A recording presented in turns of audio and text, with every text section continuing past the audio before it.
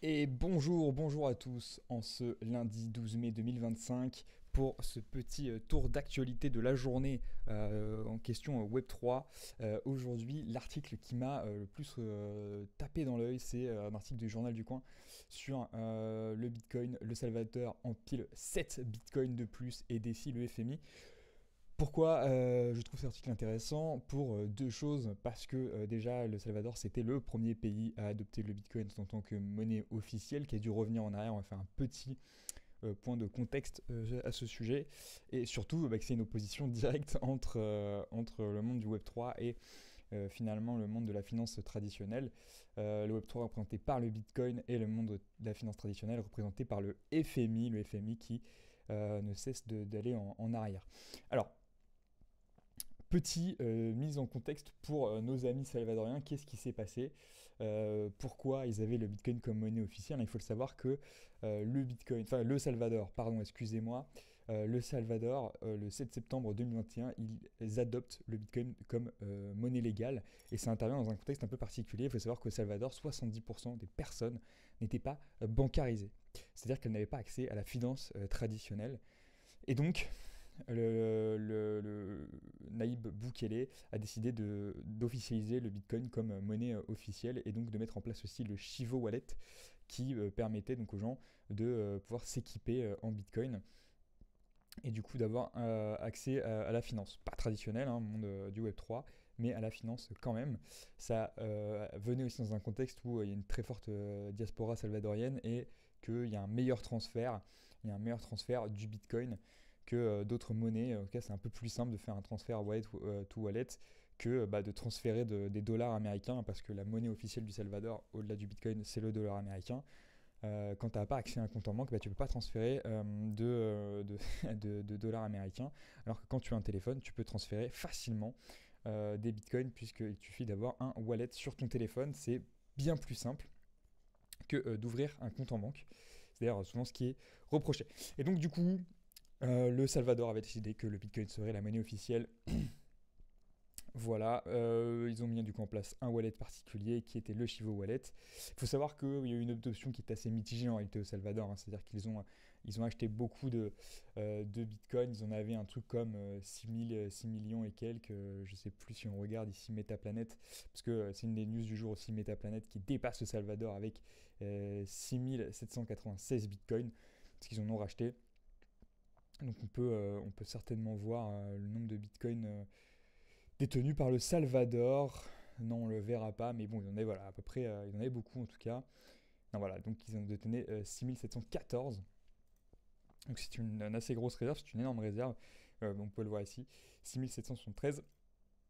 Et donc aujourd'hui, ils en ont empilé 7 de plus dans leur compte en banque, ce qui est un défi au FMI. Pourquoi c'est un défi? Tout simplement pour éviter des défauts de paiement. Il y a des gros problèmes des gros problèmes de dette au Salvador et pour éviter un défaut de paiement et restaurer la confiance au niveau des investisseurs, le Salvador a sollicité un prêt du FMI, un prêt à 3,5 milliards de dollars. Ce prêt il intervient après un accord trouvé en décembre 2024 et notamment ils ont cet accord avec le FMI, finalement il y a beaucoup de choses, une réduction des dépenses, une amélioration de la transparence et de la gouvernance, des lois anticorruption, une augmentation des recettes, une consolidation de la finance publique et aussi un retour en arrière sur le Bitcoin et le fait que ça doit plus être une monnaie officielle. Alors qu'est-ce que ça veut dire? Le Bitcoin quand il est devenu une monnaie officielle, ça voulait dire deux choses, c'est-à-dire que toutes les boutiques au Salvador, tous les commerces au Salvador étaient obligés d'accepter le Bitcoin. C'est une obligation légale quand tu as une monnaie officielle dans ton pays, toutes les boutiques doivent accepter cette monnaie.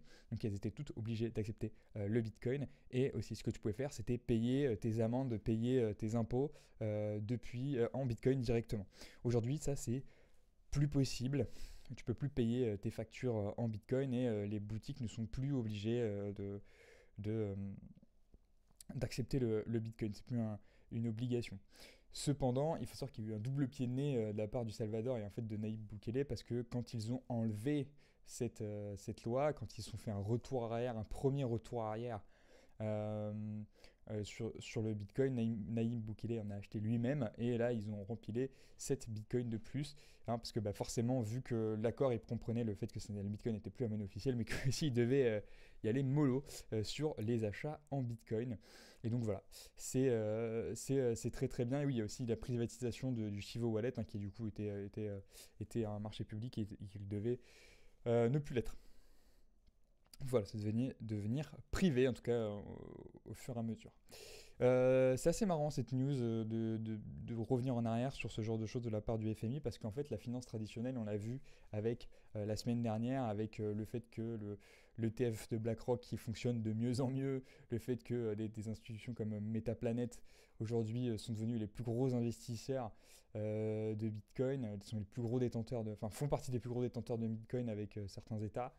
Voilà, qu'est-ce qu'on a d'autre comme news? On a aussi voilà, le 1,53 milliard de dollars. Goldman Sachs a vendu son exposition à l'ETF Bitcoin de BlackRock et Fidelity.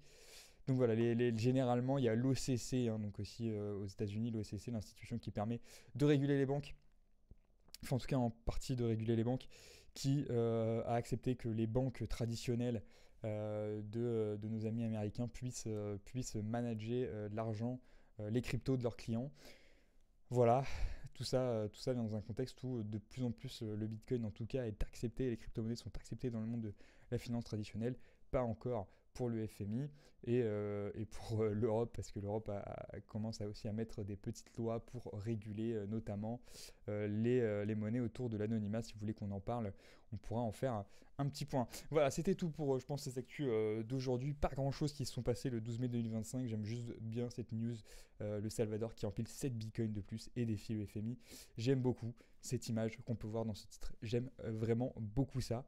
Je vous remercie. Vous pouvez vous abonner et on se retrouve demain pour une nouvelle vidéo sur l'actualité du Web3 et l'actualité des crypto-monnaies. Ciao, à plus.